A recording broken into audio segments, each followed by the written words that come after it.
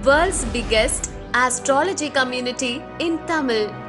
Online Astro TV, வாழ்வின் வெளிச்சம்.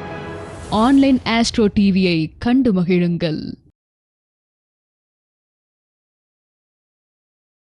இப்பொழுது மதிப்புக்கும் மரியாதைக்கும் சிவகாசி சரவடி குரு நாகராஜன் அவர்கள் அற்புதமாக பேச போகிறார். வருக.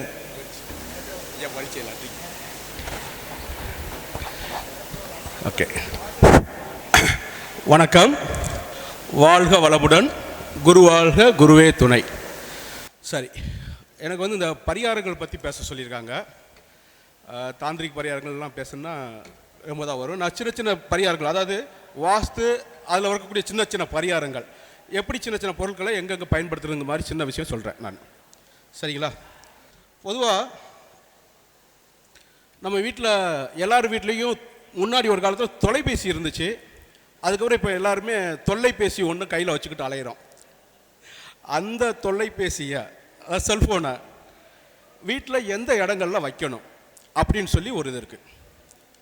எனக்கு அது புதுசாக இருக்குது அப்படின்னு பார்க்குறோம். ஏன்னா இது எதுக்காகனா, குறிப்பிட்ட நல்ல இடத்துல வச்சிங்கன்னா நமக்கு வரக்கூடிய கால், அந்த இன்கமிங் கால் இருக்கு இல்லையா, அதில் சில பாசிட்டிவான விஷயங்களை எதிர்பார்க்கலாம். அப்படிங்கிறதுக்காக இந்த தொலைபேசியை எங்கே வைக்கிறது அப்படிங்கிற விஷயத்த சொல்கிறான். அதாவது உங்களோட வீட்டிலையோ இல்லாட்டி உங்களோட அலுவலகத்திலையோ அந்த தொலைபேசியை வடக்கு, கிழக்கு, தென்கிழக்கு, வடக்கு, கிழக்கு, தென்கிழக்கு இந்த பகுதியில் உங்கள் தொலைபேசியை வைக்கணும். அந்த மாதிரி வைக்கிறதுனால ஆற்றல் வாய்ந்த பயனுள்ள வகையில் அந்த பேச்சு அமையும். ஒருவேளை உங்களோட இருக்கைக்கு முன்னால் ஒரு டேபிள் வச்சுருக்கோன்னு வச்சுக்கோங்க. அந்த டேபிளில் கூட இந்த தொலைபேசியை வைக்கும் போது இஷ்டத்துக்கு வைக்காமல், அந்த டேபிளில் வடக்கு பக்கம், அந்த டேபிளில் கிழக்கு பக்கம், அப்புறம் தென்மேற்கு, சரி வடக்கு, கிழக்கு, தென்கிழக்கு இந்த இடத்துல வச்சுக்கோங்க. தென்மேற்குலையும் வடகிழக்குலையும் தொலைபேசியை வைக்கக்கூடாது. ஏன்னா அது அந்த வாயு அப்புறம் அந்த நெருப்பு சம்மந்தமாக இருக்கிறதுனால வரக்கூடிய ஃபோன் கூட அப்படி தான் வரும், நம்மளை ஏசுகிற மாதிரியே வரும். அதனால் அந்த இடத்துக்குலாம் வைக்காமல் வடக்கு, கிழக்கு, தென்கிழக்கில் வச்சிங்கன்னா நல்லா இருக்கும் அப்படிங்கிறது தான் ஒரு விஷயம். அடுத்து, உங்கள் வாழ்க்கையில் முன்னேறணுமா அப்படின்னா உங்களுக்கு என்ன திசை முக்கியம் அப்படின்னா வடக்கு, கிழக்கு இந்த திசையை உங்களோட வலக்கை மாதிரியும் இடக்கை மாதிரியும் பயன்படுத்திக்கணும். வீடு, வியாபார ஸ்தலம், அலுவலகம் இந்த இடத்துலலாம் நீங்கள் அமரக்கூடிய இடம் இந்த வடக்கு, கிழக்கு இந்த பகுதியாக இருந்துச்சுன்னா அதில் நீங்கள் ஜெயிக்கக்கூடிய வாய்ப்பு அதிகமாக உண்டு. அதே சமயம் ஒரு கோர்ட்டில் ஒரு கேஸ் நடக்குன்னு வச்சுக்கோங்களேன். அந்த கேஸில், அதாவது அங்கே அந்த கூண்டுலாம் ஒரு மாதிரி தான் இருக்கும். ஆனால் உங்களுக்காக வாதாடக்கூடிய அந்த வக்கீல் வடக்கு திசை நோக்கியோ கிழக்கு திசை நோக்கியோ தன்னோட வாதத்தை வைத்தார் என்றால் உங்கள் வழக்கு வெற்றி பெறும். இதெல்லாம் நம்பும்படியாக இருக்குது அப்படின்னா நம்பித்தாகணும். அப்படி தான் சோறுலாம் கிடைக்கும். சில விஷயங்கள் அப்படி தான் நம்பிக்கையோடு செஞ்சிங்கன்னா அந்த விஷயம் பலிக்கும். எப்போ நீங்கள் நம்பிக்கை இழக்கிறீங்களோ அது உண்மையாக இருந்தால் கூட பலிக்காது. நம்பிக்கை தான் இங்கே வாழ்க்கை. அதனால் இது வாழ்க்கையில் முன்னேறக்கூடிய விஷயம். அடுத்து, வீட்டில் இந்த புறா, நாய், பூனை இதெல்லாம் வளர்க்காதீங்க. அதெல்லாம் ரொம்ப நல்லது கிடையாது. இந்த புறா பார்த்திங்கன்னா எப்பயுமே ஒரு சவுண்டு கொடுக்கும். அந்த சவுண்டை பார்த்தீங்கனாலே உங்களுக்கு விளங்கும். அது ஒரு மரணத்தை குறிக்கக்கூடிய ஒரு ஓலை மாதிரி இருக்கும். நெகட்டிவ் எனர்ஜியை உண்டு பண்ணிக்கிட்டே இருக்கும். மண்டலம் சூடு ஏறிடும். அதனால் இது மாதிரியான இந்த பறவைகளை வளர்க்குறத அவாய்ட் பண்ணணும். கண்டிப்பாக நாய், பூனையெல்லாம் வளர்க்காதீங்க. அது வளர்க்கவே கூடாது. இன்றைக்கெல்லாம் நீங்கள் பெட் அனிமல்ஸ்னு சொல்லி நாய், பூனையை வளர்க்குறீங்க. அந்த நாய், பூனையை வளர்க்குறவங்க வாழ்க்கையில் எப்பயுமே ஒரு முன்னேற்றம் இருக்காது. அதான் விஷயம். அடுத்து, டிவி. எல்லார் வீட்லேயும் டிவி இருக்குது. அது எங்கே வைக்கணும் அப்படின்னா ஹால்லையோ இல்லாட்டி அறையிலையோ தென்கிழக்கில் வைக்கணும். தென்கிழக்கு மூலையில் வைக்கணும். அது அப்படி வச்சிங்கன்னா சிறப்பாக இருக்கும். வடமேற்குலையும் வைக்கலாம். அப்படி வச்சிங்க அப்படின்னா அந்த டிவி ஓய்வு இல்லாமல் ஓடிக்கிட்டே இருக்கும். எந்த நேரமும் அது ஓடிக்கிட்டே இருக்கும். ஆள் இருந்தாலும் இல்லாட்டியும் சமையல் கட்டில் இருந்தால் கூட இது ஓடிக்கிட்டே இருக்கும். இது வடமேற்கில் வைக்கக்கூடியது. அப்புறம் சாண எரிவாயு கிடங்கு இப்போ புதுசாக எல்லார் வீட்லேயும் வைக்க தொடங்குறாங்க. சாண எரிவாயு கிடங்கு இது மலைக்குழி போல தான், நிலமட்டத்திற்கு கீழே அமைக்கக்கூடியது. இதில் நெருப்பு உண்டாகாது, ஆனால் அதில் வரக்கூடிய வாயு வச்சு நெருப்பு உண்டாகும். இந்த வாயு மட்டுமே இதிலிருந்து உருவாகக்கூடிய ஒரு விஷயம்.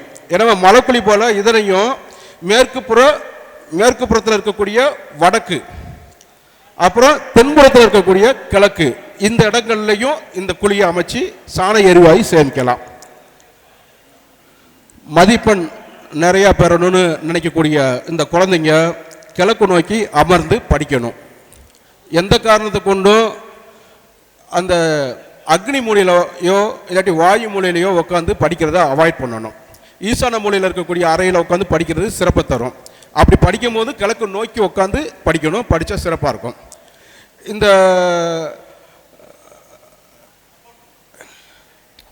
இந்த மாஸ்டர் பெட்ரூம்னு சொல்லக்கூடிய அந்த கன்னிமூலையில் உட்காந்து படிக்கிறத பெண் பிள்ளைகளோ அந்த வயதுக்கு வந்த பிள்ளைங்க கொஞ்சம் அதை அவாய்ட் பண்ணணும். இல்லாட்டி அவங்களுக்கு காதல் இது மாதிரி சம்மந்தப்பட்ட விஷயங்கள் அதிகமாக அவங்களுக்கு வரும்.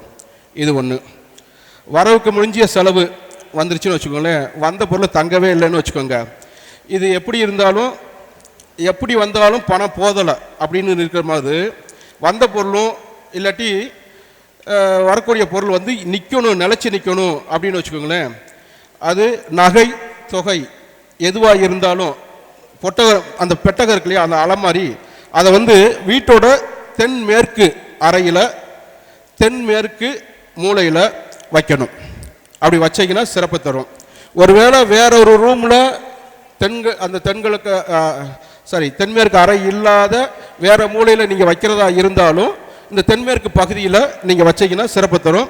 கிழக்கு பார்க்க மாதிரி வைக்கணும். வச்சிங்கன்னா நகையும் தொகையும் நம்ம விட்டு நீங்காமல் இருக்கும். இதுதான் விஷயம். அப்புறம் உண்ணும் இடம், சாப்பிடக்கூடிய அறை, அது சொல்லும்போது உங்களோட அந்த சமையலறையை ஒட்டி எங்கே இடம் கிடைச்சாலும் வைக்கலாம். ஆனால் மேற்கு புறத்தில் வைக்கிறது சிறப்பை தரும். எப்பயும் வடக்கு பார்த்து உண்ணாத வகையில் அந்த டேபிளை நீங்கள் அமைச்சுக்கிட்டிங்கன்னா மிகச்சிறப்பாக இருக்கும். அப்புறம் நம்ம வச்சுருக்கக்கூடிய அந்த டைனிங் டேபிள் வந்து வட்ட வடிவமாகவோ முட்டை வடிவமாகவோ இல்லாட்டி ஓவல் ஷேப்லேயோ வைக்கக்கூடாது. நீள் சதுரமாக வச்சுக்கிட்டிங்கன்னா நல்லாயிருக்கும். அப்படி இல்லாத பட்சத்தில் வீண் சண்டை வாக்குவாதம்லாம் ஏற்படும் எப்போ இந்த வட்ட வடிவமான ஓவல் வடிவமான மேஜையில் உட்காந்து சாப்பிடும்போது. ஸோ அதாவது உங்களுக்கு சின்ன சின்ன விஷயங்கள் சொல்லணும்னு நினச்சி ஆசைப்பட்டேன். அதை கொஞ்சமாக சுருக்கி சொல்லியிருக்கேன். எனக்கு பின்னாடி வர்றவங்க இன்னும் ரொம்ப விஷயம் சொல்லுவாங்க. நான் அவங்களுக்காக காத்துக்கிட்டு இருக்கேன். மகிழ்ச்சி. வாய்ப்பளித்த திரு மணியண்ணன் சாஸ்தா மணியன்ராஜ் அவர்களுக்கு நன்றியை தெரிவிச்சுக்கிறேன். இந்த தர்மசாஸ்திரா ஜோதிட வித்யாலயாவின் 5ஆம் ஆண்டு 5 நாள் விழா வெகு பெரும் வெற்றி பெற எனது வாழ்த்துக்களை தெரிவித்துக் கொள்கிறேன். நன்றி, வணக்கம், வாழ்க வளமுடன். இங்கே வந்த குருமார்கள் எல்லாருமே வந்து ஒரு 5 நாள் இன்ப சுற்றுலா மாதிரி எல்லாருமே எல்லா பக்கமும் பேசிட்டு இன்னும் வீட்டுக்கே போகாமல் இருக்காங்க. ஸோ அதனால தான் இவ்வளோ ஸ்பீடுங்கிறது எனக்கு நல்லாவே தெரியும். ஸோ இருந்தாலும் அவருடைய ஏன்னா அவங்க காலமும் ரொம்ப முக்கியம், குடும்பமும் ரொம்ப முக்கியம். அவங்க போகணுன்றதுக்காக நம்ம வந்து அடுத்த முறை கண்டிப்பாக 1 மணி நேரம் நீங்கள் பேசுகிற மாதிரி தான் வரணும். கண்டிப்பாகண்ணா ஐயா அவர்களுக்கான காணொளி.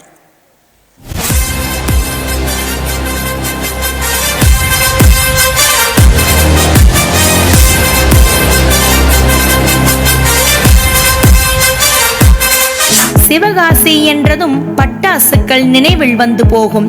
சிவகாசியின் ஜோதிட உலகம் என்றால் நீங்கள் தானே வந்து நினைவில் நிலையாய் நிற்பீர்கள். குரு நாகராஜா என்ற பெயரிலேயே ராஜகுரு என அடையாளம் தன்வசம் வைத்துள்ளீர்கள். மற்றவரை சந்தோஷப்படுத்துவதில் தான் உயரிய சந்தோஷம் உள்ளது என்பதை நீங்கள் வேதமாய் 5ஆம் வேதமாய் கொண்டு அன்பால் கருணையால் பொறுமையாய் உங்களின் நல்ல எண்ணத்தால் என்றென்றும் கடைபிடித்து வழிநடத்துகிறீர்கள். பூமியில் இறங்கி வந்த தேவ தூதரோ நீங்கள் இந்த ஜோதிடத்துறைக்கு கிடைத்த பொக்கிஷமே. நீங்கள் இருக்கும் இடத்தில் ஆனந்தம் மட்டுமே கொண்டாடும் மனம் நிறைந்த மகிழ்வும் பேச்சில் மதிமயங்கிய சபையோடும் சிறு சபையில் சிந்திப்பையும் கலந்து அள்ளித்தரும் வள்ளலே உயர் திரு சிவகாசி குருநாகராஜன் ஐயா அவர்களை சிறப்பு விருந்தினராக வரவேற்பதில் பெருமை கொள்கிறது தர்மசாஸ்தா ஜோதிட வித்யாலயா.